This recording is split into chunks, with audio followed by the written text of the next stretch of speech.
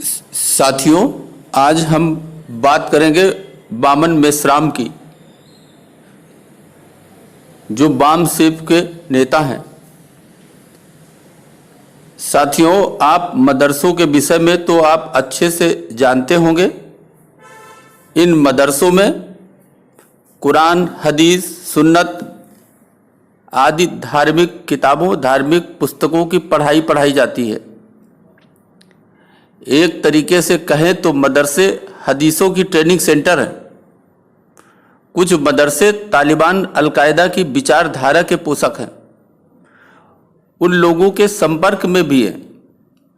दुनिया में इस्लामिक शासन का सपना यहाँ दिखाया जाता है। साथियों, अगर आप नज़र दौड़ाएं तो अनेक गठजोड़ बने हुए, कहीं MY यानी मुस्लिम और यादव, कहीं दलित और मुस्लिम, कहीं पिछड़ा और मुस्लिम, कहीं खालिस्तान के विभाजनकारी सिख और मुस्लिम। साथियों, इन सब का निशाना भारत के बहुसंख्यक हिंदुओं को बांटने और भारत को एक बार और बांटने का है। कोई भारत की बात नहीं करता, भारत की सभ्यता संस्कृति की बात नहीं करता, कोई भारत के राष्ट्रवाद की बात नहीं करता। सब किसी तरह सत्ता की लालच में लगते ताकि उनकी तिजोरी भरती रहे। लेकिन साथियों, यदि भारत ही नहीं बचेगा तो क्या होगा? सीरिया में देख लीजिए, वहां पर तो पेट्रोल है, लेकिन पेट्रोल का कोई खरीदार नहीं है। इसलिए आप इस भुलावे में न रहें। भारत के विषय में सोचें, राष्ट्रवाद के विषय में सोचें। साथियों, ये बामन मेश्राम हैं जो सरेआम सवर्ण के नाम पर तिलक, तराजू, तलवार को गंदी गाली देते हैं, हिंदुओं के देवताओं को अपमानित करते हैं, राम और रामायण को अपमानित करते हैं और दलित मुस्लिमों के गठजोड़ से जोगिंदर नाथ मंडल की कहानी दोहराने में लगे। बस इनको एक नग जिन्ना की तलाश है। साथियों, बोलने की आजादी का ये मतलब नहीं कि आप नंगाई पे उतारा हो। हिंदू सहिष्णुता के कारण ये सब बर्दाश्त करता है। जरा एक बार भगवान राम और रामायण की तरह कुरान और पैगंबर पर अपना ज्ञान भी बांटते। साथियों, इन बामन मेश्राम की कितने भी सुरक्षा घेरे में रहते हो, दूसरे दिन ही इनकी गर्दन खतरे में नजर आएगी। साथियों, वैसे भी इस आदमी की कोई इज्जत नहीं है। इस आदमी की हर जगह बेइज्जती होती है।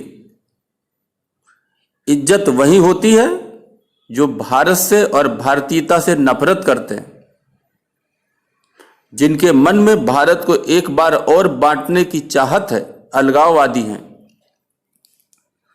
उन्हीं के बीच में इसकी इज्जत होती है।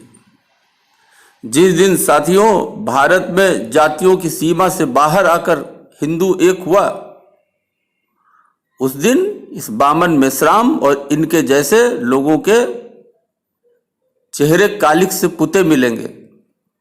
साथियों, कुछ नमूने आप देखें इनके। ब्राह्मणों को चुनौती देता हूं कि वो साबित करे कि SC ST OBC के तो हिंदू है, क्योंकि ब्राह्मणों के सारे शास्त्र मेरे पास है। आजकल उसमें वो सुधार कर पाटलिपुत्र में हत्या करने के बाद जानबूझकर साकेत चुना। अभी जो नए सबूत हमारे पास आ रहे, आर्कियोलॉजिकल सबूत हमारे पास आ रहे। साकेत दुनिया का बहुत बड़ा व्यापारिक केंद्र था और दुनिया का बहुत बड़ा बुद्धिस्ट सेंटर था और मूल निवासियों के बहुत बड़े आस्था का केंद्र था। वहां पर उन्होंने अयोध्या कैपिटल बसाया। उस कैपिटल का राजा, आप सुनकर हैरान हो जाओगे, उस कैपिटल का राजा रामायण में लिखा हुआ है राम था, और इतिहास में पढ़ाया जाता है पुष्यमित्र शुंग था। कुछ समझ में आ रहा है? इतिहास उत्तर प्रदेश में पढ़ाया जाता है, उस इतिहास में लिखा हुआ है अयोध्या का राजा पुष्यमित्र शुंग था, इतने पीरियड से इतने पीरियड तक था।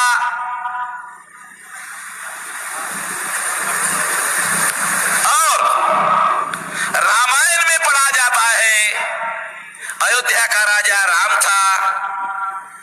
तो अयोध्या का राजा राम था, ये ऐसा कॉम्बिनेशन कैसे बना? तो महापंडित राहुल सांकृत्यायन, जो आजमगढ़ का केदारनाथ पांडे नाम का ब्राह्मण है, उसने वोल्गा से गंगा नाम का किताब लिखा।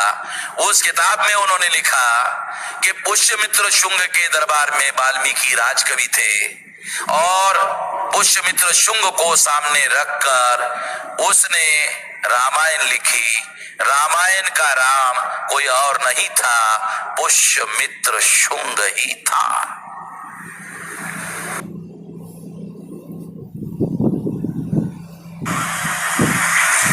दो बातें बता रहा हूं आप लोगों को। एक, मैंने पहले बताया अयोध्या राम जन्मभूमि नहीं है, तो फिर राम कौन है? तो बता रहा हूं राम कौन है। राम कोई और नहीं है, पुष्यमित्र शुंग ही राम है। राम का कोई आर्कियोलॉजिकल एविडेंस आज तक उपलब्ध नहीं हुआ। साथियों, कुछ नमूने भी छाटे हैं और उनकी आप वीडियो क्लिप ज़रूर देखें, मेरी प्रार्थना है आपसे।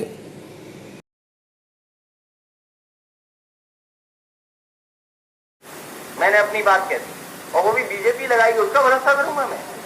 अरे जाओ भाई, अरे अपनी सरकार आएगी, सबको फ्री वैक्सीन लगेगी। हम बीजेपी का वैक्सीन नहीं लगवाते। मैं उत्तर प्रदेश की पुलिस पर और खासकर बीजेपी की सरकार भरोसा नहीं कर सकता। अभी के लिए बस इतना ही, धन्यवाद। साथियों, हिंदू धर्म नहीं एक सभ्यता है, संस्कृति है, इसलिए हम अपना जाति भेद सब मिटा दें, आपस में भेद ना करें। इंसान इंसान एक है, और गर्व से कहो हम हिंदू हैं। जय हिंद।